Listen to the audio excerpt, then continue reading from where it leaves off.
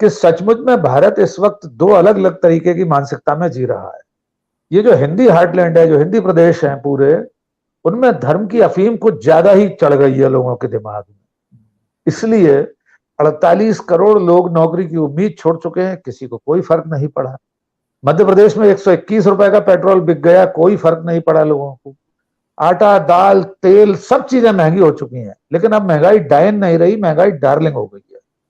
और उसको डार्लिंग बनाने का, उसका जो रंग रोगन किया है, उसका जो मेकअप किया है, वो धर्म के रंग से किया गया है, वरना कोई कारण नहीं है। कि अभी परसों की एक इतनी बड़ी रिपोर्ट है, वोरा साहब आप बताइए कितने टेलीविजन चैनलों पर और विपक्ष की कितनी पार्टियों ने मुद्दा उठाया नकली नोट का। आरबीआई की रिपोर्ट है कि 500 के 101.9% नोट नकली चलन में है।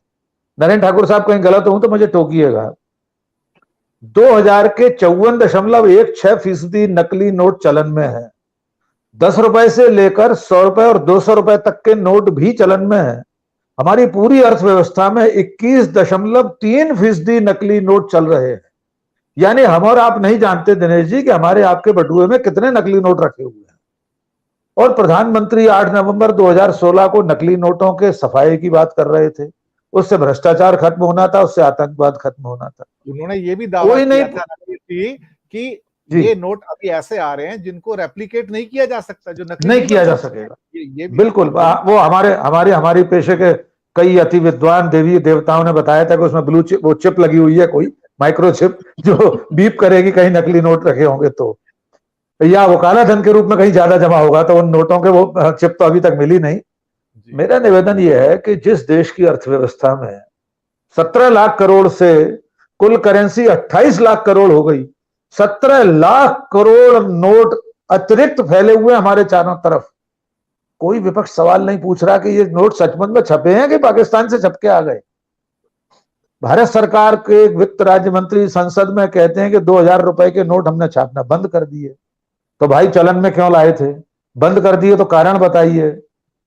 इतने सारे नोटों के चलन से महंगाई बढ़ती है। बहुत साधारण अर्थव्यवस्था की, अर्थशास्त्र का कोई विद्यार्थी जान सकता है, मैं तो अर्थशास्त्र का विद्यार्थी नहीं हूं, लेकिन किसी भी देश की अर्थतंत्र में इतनी ज्यादा मुद्रा का चलन, इतनी ज्यादा मुद्रा छप जाना, उसकी अर्थव्यवस्था को रसातल में ले जाने का काम करने वाला है।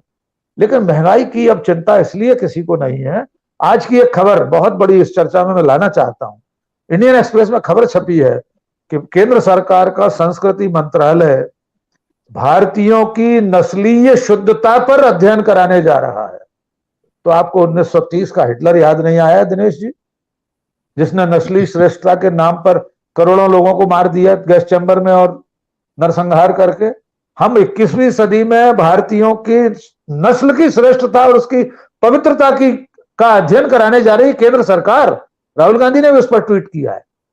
तो ये मुद्दों से, जिंदगी के असली मसाइल से, असली जरूरतों से ध्यान भटकाने की कोशिशें हैं। और जो शायद आप में से किसी ने कहा कि इस तरह का समाज का मानस बना दिया गया है, वो जो अमेरिका से शब्द आया है मैन्युफैक्चर्ड कंसेंट, तो ये कंसेंट बनाने का काम कौन कर रहा है? मुख्य धारा का मीडिया और सत्ता में बैठे हुए लोग। उनके पास इतना बड़ा तंत्र है दिनेश जी कि हम और आपकी आवाज, आप महंगाई पर बहस कर रहे हैं, वहां बड़े चैनलों पर संपादक लोग महंगाई के पक्ष में ट्वीट कर रहे हैं और डिबेट चला रहे हैं। आपको याद होगा अभी 1 या 1.5-2 महीने पहले 3 बड़े बड़े चैनलों पर महंगाई के पक्ष में तर्क दे रहे थे वहां के संपादक बैठ के कि महंगाई तो बहुत अच्छी चीज है, विकास के लिए जरूरी है, तरक्की के लिए, देश के लिए जरूरी है।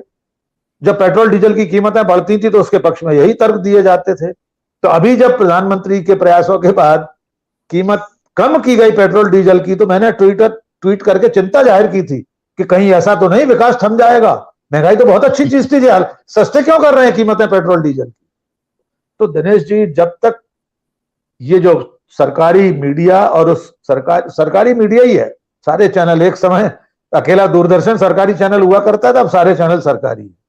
जब तक ये समाज का और देश का मानस ऐसा बनाते रहेंगे। और अंतिम बात मैं ये कहकर यहां रुकूंगा कि असल में जिम्मेदार तो जनता खुद है।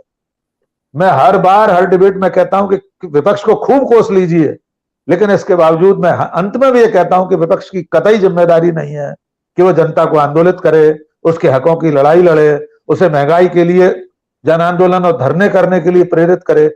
जिस जनता को 34 रुपए तक 50 रुपए तक का आटा होने वाला है वो मंजूर है, जैसे 101 रुपए का पेट्रोल मंजूर है, 100 रुपए का डीजल मंजूर है, तो उसके लिए किसी को क्यों लड़ने की जरूरत है? उसके लिए दिनेश के वोरा क्यों डिबेट कर रहे हैं यहाँ पर?